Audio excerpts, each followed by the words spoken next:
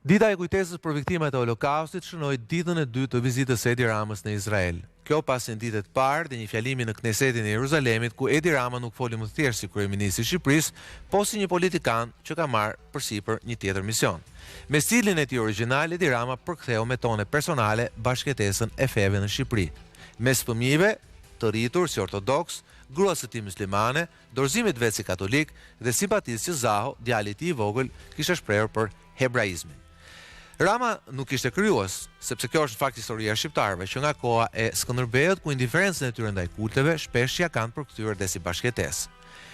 Dhe në emër të këtij tipari të etikituar dhe si virtyt, Rama dhe vetëm ai gjeti kurajon që para deputetëve izraelitë, të cilët bëjnë diferencë nga njëri tjetri vetëm se kush është më i ashpër ndaj Hamasit apo shtetit palestinez, që të fliste jo thjesht për bashkëtesë mes dy kombeve, por edhe me gjithë arabët, mbi duke përfshirë edhe Turqinë e Erdogan.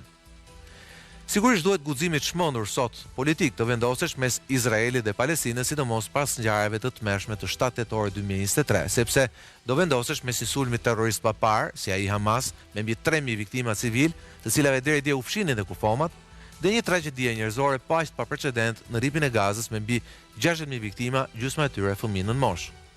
Mes një grupi terrorist që përdor gra dhe fëmijë si mbrojtje njerëzore, dhe nga ana tjetër një qeverie gjysma e cilës sot kërkohet për t'u arrestuar për krime ndaj njerëzimit. Mes historisë së një komi të përsekutuar në shekuj dhe të kërcënuar me zhduke si hebrejt dhe palestinezëve, të cilët këtë zhduke e rrezikojnë edhe sot. Dhe kjo pa u futur hiç në ato kilometër katror në Jeruzalemin e vjetër, ku luhet historia e njerëzimit mes varrit Krishtit, Xhamis Al-Aqsa dhe murit lotëve. Muri që ndan me gur dhe me lot tragjedinë e përbashkët të një populli, të dy kombeve dhe të tre feve.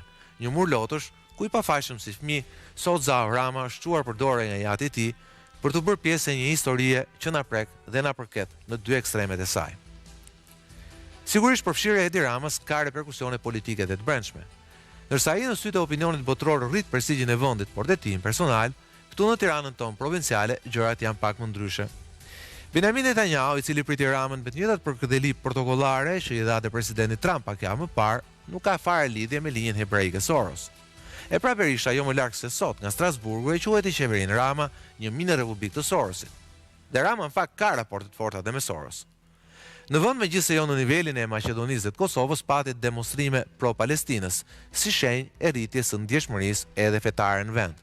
Dhe dihet se Rama gjatë këtyre viteve me komunitetin musliman ka harxuar jo pak kohë dhe mund për të siguruar një normalitet të brisht. Politikisht ndaj afristi me Izraelin nuk ka ende ndonjë kundërshtim të fortë këtu në vend, por edhe ajo ka nisur nga deputetët e forcave të reja.